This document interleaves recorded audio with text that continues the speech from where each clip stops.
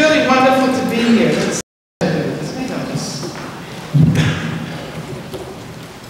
So is this better? I know you all haven't really been able to see very many of the people who participated in the program, so I'll keep you in mind. This is a wonderful space, but the configuration requires you to turn to all of those. Let me say, it is really a great pleasure and an honor to speak once again at the Human Rights Award Dinner organized by the National Alliance Chicago Grants. And of course this event brings back so many memories of so many gatherings here under the auspices of the Alliance that date back to our founding conference in 1973. And I'm afraid I can't say anything more about that because we would probably be in this building too long. But let me say, I remember it as if it were yesterday. I just want to take one moment to pay tribute to the woman who was the organizing genius behind all of this, Charlene Mitchell.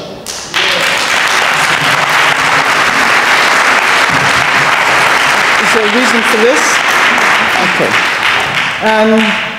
Let me thank Barbara for all of her work and for the role that she's playing here tonight and for that wonderful introduction.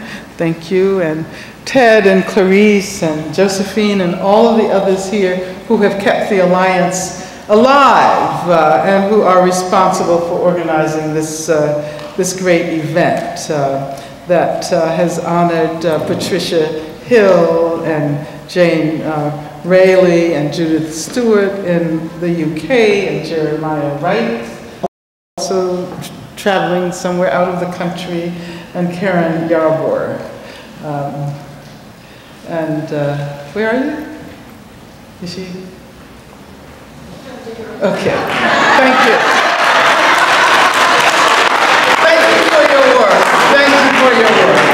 And during the dinner, I had the opportunity to meet Montel Williams' mother.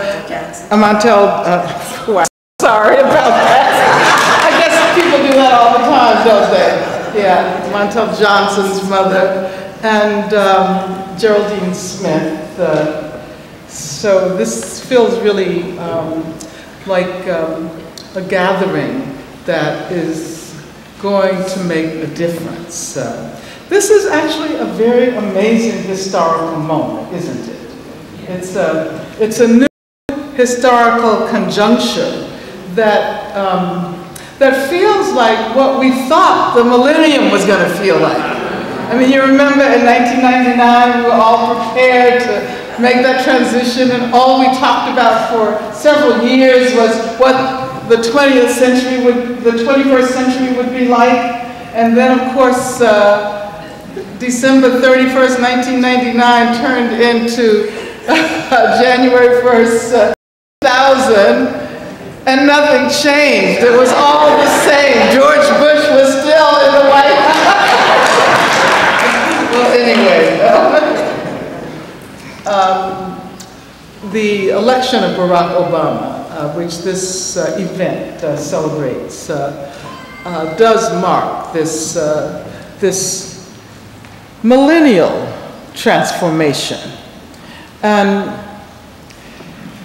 I want to not only acknowledge the changes that we have seen thus far. It is actually, quite amazing that within such a short period of time, so many things have changed. No, not all, and not fundamental changes. But I was happy yesterday to see Barack Obama and Hugo Chavez shaking hands. I mean, could you ever have imagined George Bush shaking hands with Hugo Chavez? But I'm also, thinking about the fact that the Rockefeller laws in New York are being dismantled, hopefully. And there was this, I just picked up the Xerox, copy of Parade magazine that was last Sunday, right? That was the end of, no, Sunday before last, that says What's Wrong with Our Prisons by Senator Jim Webb. The willingness to talk about the prison crisis and to perhaps come up with some solutions for decarceration and inject in that conversation a discussion about abolition is quite exciting right now. And then, of course, it's a difficult period for a lot of people because of the economic crisis. Many people are suffering, and we know that the country is losing jobs at the rate of about 600,000 every single month. And so that means we are experiencing a very serious crisis of capitalism. And many people have assumed that, Barack Obama is the one who's going to save capitalism. Someone was saying the other day, that's now, you have to wait till the brother comes in to give him, that kind of a job to save the whole capitalist system. Well, anyways,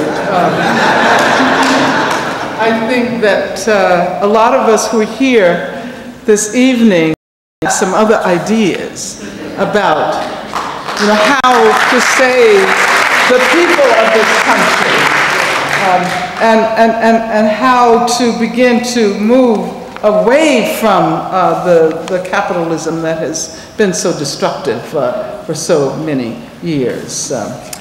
But don't let me get started on that. Because I wanted to talk a little bit about the prison issue, since that is since the Alliance has done such amazing work over the last years around the death penalty and issues of imprisonment. I just spent a week in Virginia, at the University of Virginia, and I was in residence there, and I was participating in a symposium. And, in Virginia, they call the University of Virginia Mr. Jefferson's University. And what amazed me was the extent to which that whole legacy is so alive. And what people hadn't been talking about was the role that Thomas Jefferson played in the design and the building of the first penitentiary in Virginia. As a matter of fact, he was one of those people they call a polymath. He did everything. But he had drawings for prisons. And then finally enlisted Benjamin Latrobe, who was a well-known architect at that time, to build the Virginia State Penitentiary.